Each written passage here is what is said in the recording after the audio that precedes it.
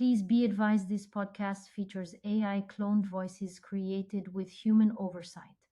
All content is reviewed by experts for accuracy and relevance. Welcome to IADS Retail Park, where retail giants evolve or go extinct. Today, we're transporting ourselves to the heart of Paris, a city synonymous with luxury, style, and increasingly gourmet food.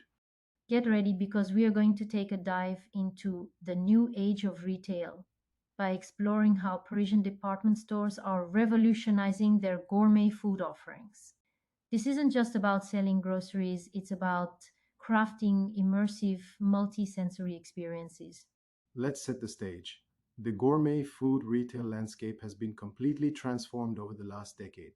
The demand for high quality, organic, and ethically sourced products has skyrocketed. Can you give us some perspective on just how dramatic this shift has been? Definitely. The numbers speak for themselves. In France alone, annual household spending on organic food jumped from 3.15 billion euros in 2009 to a staggering 11.3 billion euros in 2019. That's more than a 350% increase in just 10 years. This isn't a fleeting trend, it's a fundamental change in consumer behavior. People are more conscious of what they're eating, where it comes from, and how it impacts the environment. And Paris has really emerged as a focal point of this gourmet revolution. It's no longer just about high fashion. Luxury food retail is now a defining characteristic of the city's retail scene. You couldn't be more right. And what's fascinating is how the traditional department stores, the very icons of Parisian retail, are driving this transformation. They're not just adapting, they're leading the way in redefining what a luxury food experience can be. Let's get into the specifics. Who are the key players in this Parisian gourmet scene and what are they doing to stand out? I think La Grande Épicerie de Paris is a great place to start. Yeah, without a doubt. La Grande Épicerie, owned by LVMH, has really set the gold standard for luxury food retail. They operate out of a massive 3,500 square meter space within Le Bon Marché department store, boasting an astounding 30,000 product references. They've curated an unparalleled selection of fresh produce, international delicacies, wines, and spirits. That's an incredible range. And I understand they've also made a significant push into private label products. Yes, that's a key part of their strategy. In 2016, they launched their own private label, which now includes over 700 products, with a focus on dry grocery items. These aren't your typical store brand products, they're positioned as premium offerings, designed to rival established gourmet brands in terms of quality and exclusivity. They were aiming for 15% turnover share in that product category. This move has not only boosted their profitability but also strengthened their brand identity. It's a very interesting move. So, how are their competitors responding? Well, you have Lafayette Gourmet, located within Galerie Lafayette on Boulevard Haussmann. They take a slightly different approach, focusing more on a food court concept with a variety of shop in shops. They've partnered with established brands like Petrosian for caviar and Pret a Manger for sandwiches, creating a diverse culinary experience. And their collaboration with Italy is particularly noteworthy. Italy. That's a fascinating partnership.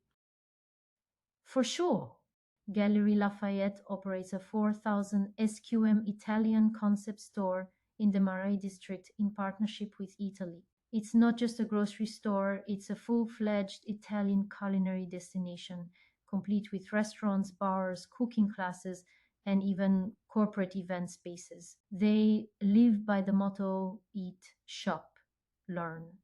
So, it's about creating an immersive experience that goes beyond just shopping for food. That is a solid point.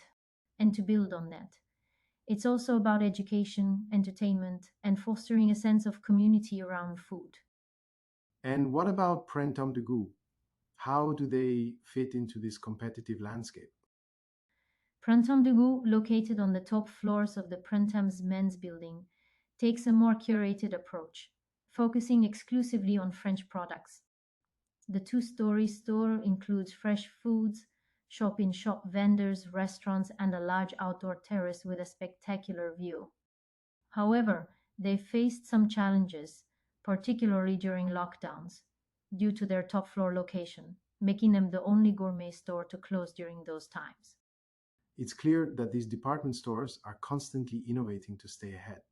What are some of the key trends shaping the future of gourmet food retail in Paris? Several key trends are emerging. First, we're seeing a move towards smaller, more neighborhood focused formats.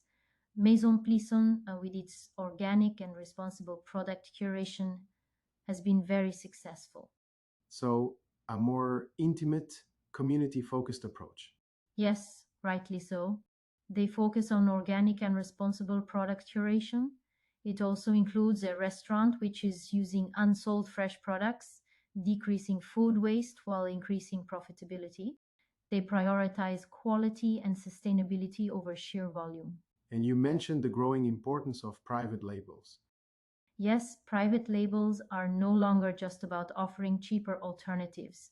They're about creating unique premium products that reflect the store's brand identity and cater to specific customer preferences. And what about the digital transformation? How are these stores adapting to the rise of e commerce and online grocery shopping? That's a critical question. The pandemic has accelerated the shift towards online shopping, but it's also highlighted the importance of the physical store experience. While some players, like La Grande Épicerie de Paris, have successfully expanded their online presence, others have struggled to replicate the sensory experience of shopping for gourmet food online. So, it's about finding the right balance between digital convenience and the unique appeal of the physical store. No question about it. The most successful players are those who have managed to seamlessly integrate their online and offline channels, offering customers a consistent and compelling brand experience across all touchpoints. For example, Maison Plisson launched its e-shop in just 3 days during the first lockdown, demonstrating the agility and responsiveness that are essential in today's rapidly evolving retail landscape. It sounds like agility is key. It really is. But so is remembering what makes the luxury food segment special. As the COVID crisis showed us that food is always classified as essential and retailers can remain open, it is also probably the ultimate luxury good that consumers won't give up. This represents an indisputable development perspective. At a time when the desire for quality, organic, and responsibly sourced products is rising among all customer segments. As we wrap up, what are the key takeaways for retail professionals listening in? What lessons can they learn from the Parisian gourmet scene? I'd say there are three main points to remember. First, location and format flexibility are crucial. One size doesn't fit all. Retailers need to tailor their offerings to the specific needs and preferences of their target customers. So, think local, think personalized. Oh, 100%. Second, the growing significance of private labels in the luxury food segment. It's an opportunity to differentiate your brand, build customer loyalty, and boost profitability. And finally, Finally, the need to balance digital capabilities with compelling physical experiences. The future of retail is about creating seamless omnichannel journeys that cater to the evolving needs of today's consumers. The Paris gourmet scene shows us that food retail isn't just about selling products, it's about creating experiences that resonate with modern consumers. that's a fantastic summary. Thanks for sharing your insights on this fascinating topic. My pleasure. Thank you for joining us on IAD's Retail Park. We hope you found this episode informative and inspiring.